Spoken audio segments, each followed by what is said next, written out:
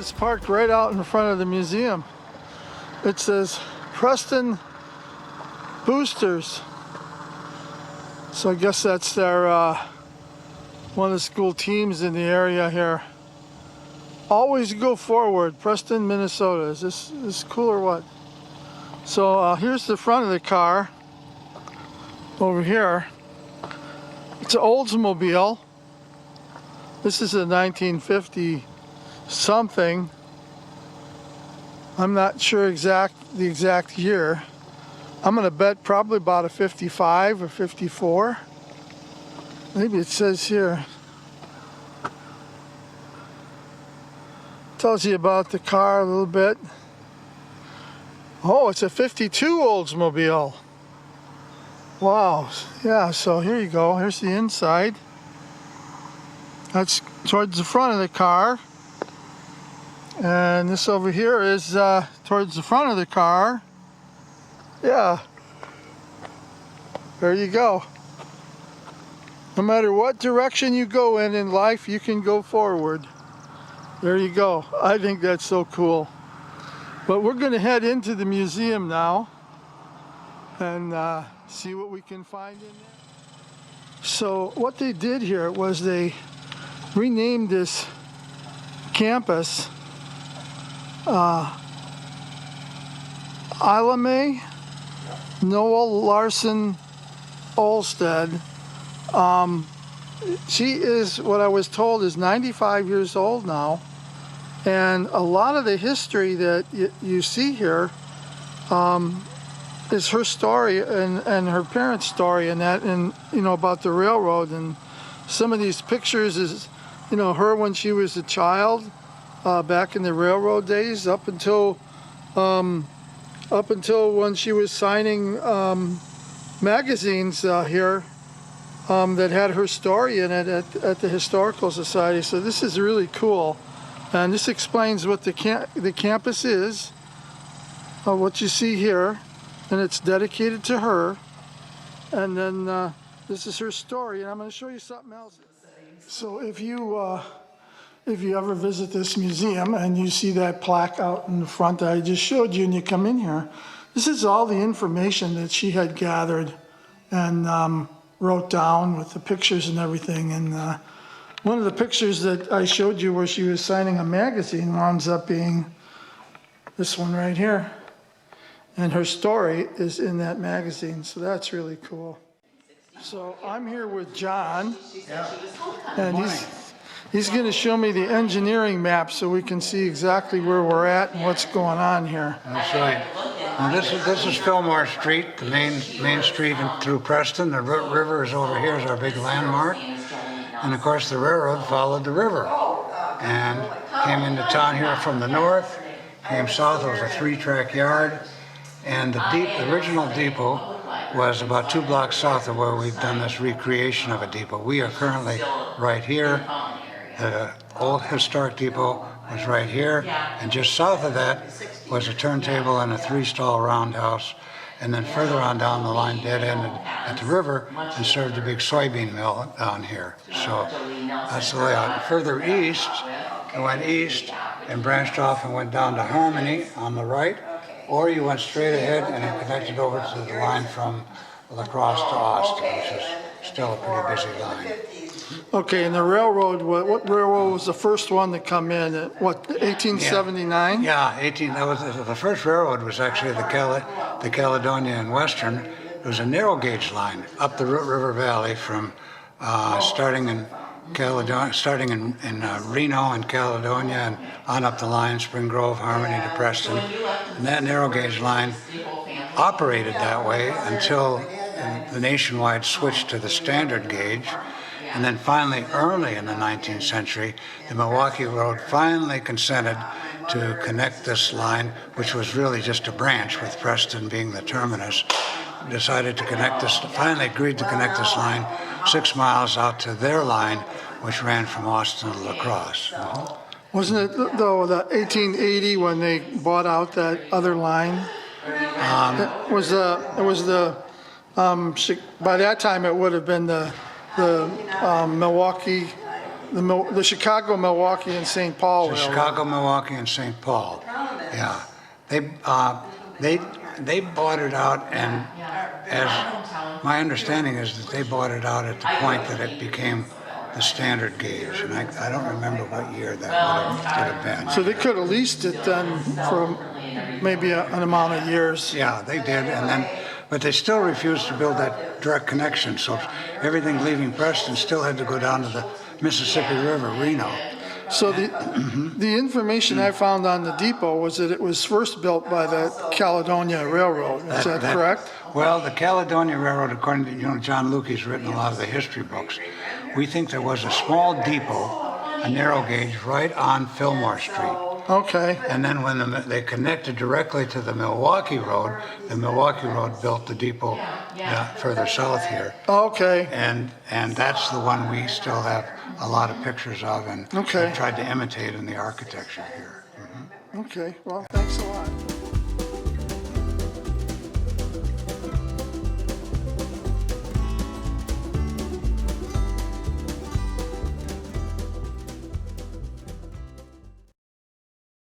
He's even got the lead weights in the wall for the window, for the ticket window. It's pretty cool. Now, when the kids come here and they have a map of the branch, we say, what town do you want to go to? And they'll say, well, I want to go down to Harmony. So we got a ticket here for each town that they can go to. And then we give them, stamp a ticket for them, and they get a ticket to take home with them. Cool. Yeah. So we're across the street right now, as you can see. And John brought me over here. We're going to start by this sign because it does kind of tell the story. So you can stop this video anytime you want and read this, but we have a timeline here that southern Minnesota reaches from west to Lanesboro from La Crosse, but then between Preston and Fountain, Preston was bypassed, and a narrow gauge line from Reno reached Preston and served here till 1901 when the national rail system converted to standard gauge. And finally in 1903, the Milwaukee Road deigned to build a spur over here from the Austin to La Crosse line from a little junction called Eisner's. 1947, the end of the line became so damaged between Caledonia and the Mississippi that this became a dead-end spur, and it was also continued to be served out of Preston. In '55 we got our first diesel. The SW1 is a little 600 horsepower, the lightest diesel that EMD made because we only had 80-some pound track.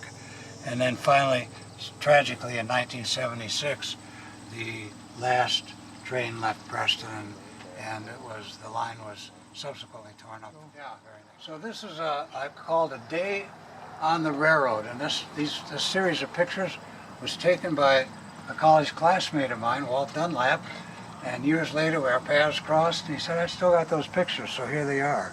He came down, he lives up in St. Paul. But this is a picture of the turntable and a one-stall roundhouse. Two of the stalls have been torn off just when they had the diesel to keep the diesel warm.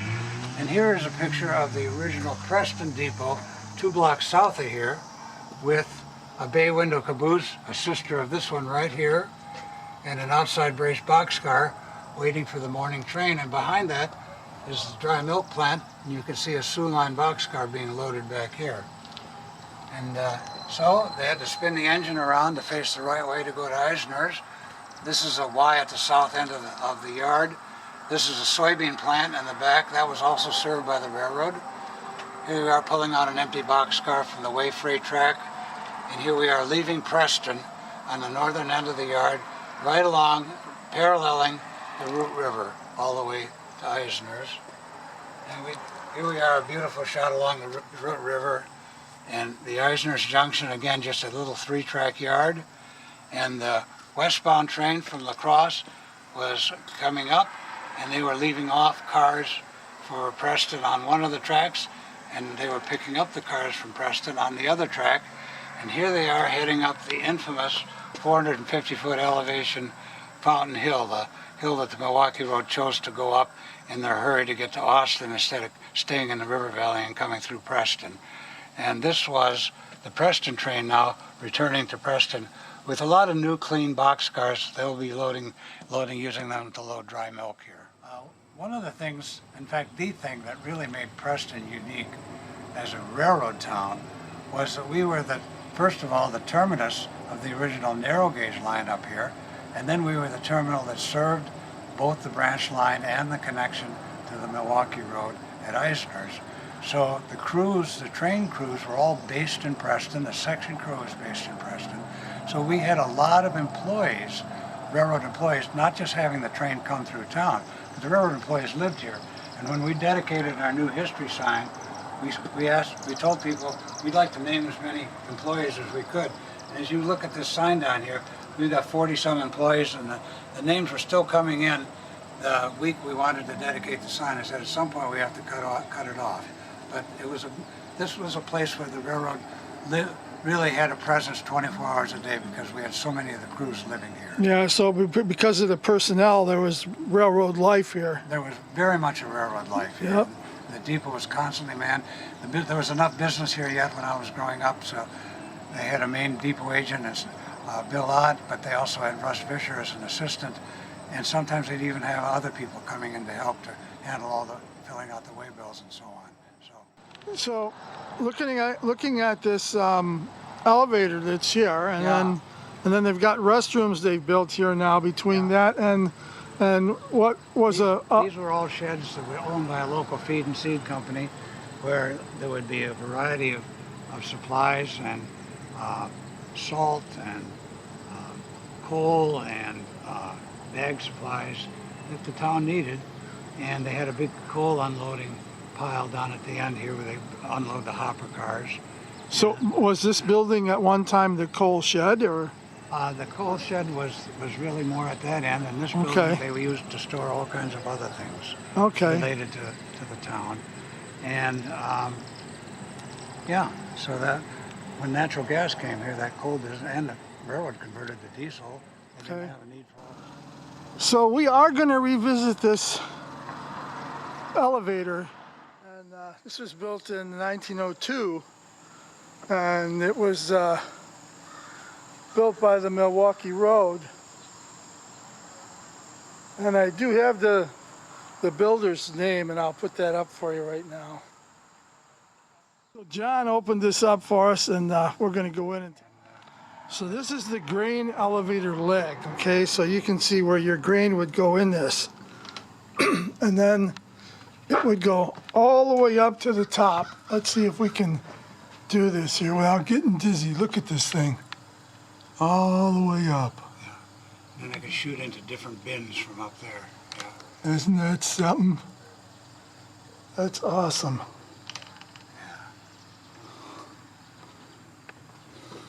Yeah.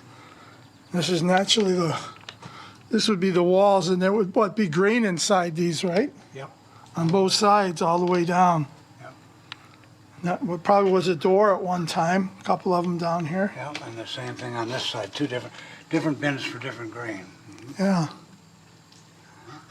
And there's one of the old mills down at the end down there. You can see that. Okay.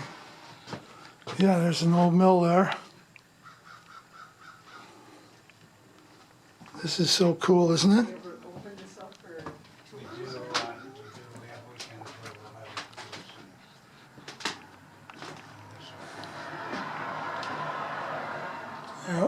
Yeah, you're not going to be able to see up there. It's pretty dark. No, I'm fine.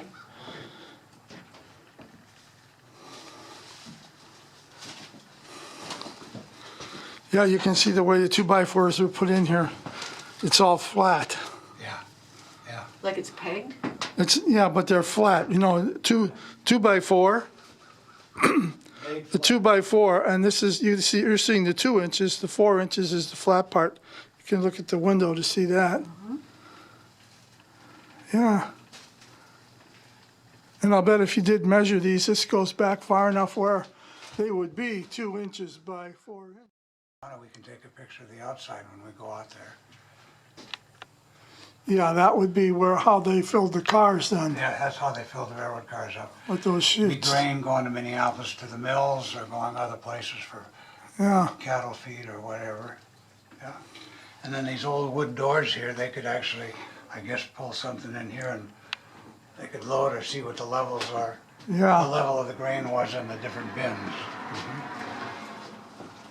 yeah, that's pretty cool. Okay, so let's just say you worked here, you know, and you need to get to the top, right? So you would have to climb this ladder all the way up there. It's a long ways up. Is that something? Just don't fall off, you know? Yeah. If you miss a step, it's a long. So how was that for a little tour, hey? Okay, so now we're on the outside, and what I was showing you in the inside, that's those chutes, and that would have loaded the box cars. That's so cool, huh? Is this track about in the same place it would have been? It might have been a little closer. A little bit A closer? little closer, and then a middle track, and then one more, and then on industries on both sides. Okay. Yep.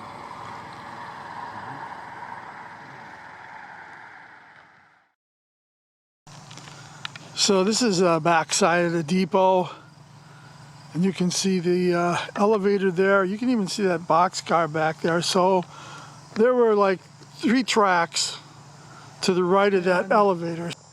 If I turn around, you'll see this building over here, and the N2 panels of this building, or the N panel, right about where my hand is, to the left, was where the tracks went through. So if I was to stand, probably if I was to stand over here in this section, you can see where the depot was when it was here. This is where I'm going to put up a plat map now, and I'll show you where the depot was on a plat map, and then I will show you where it was on today's map, and then we'll hone in and see where this depot was.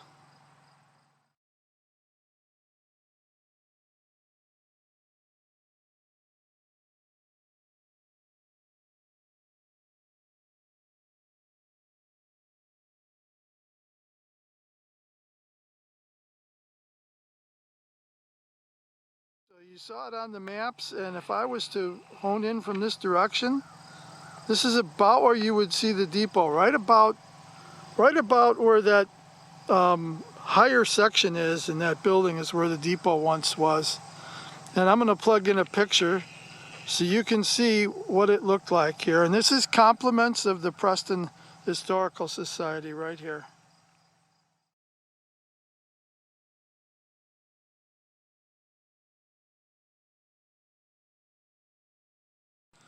So now I'm on the back side of this building.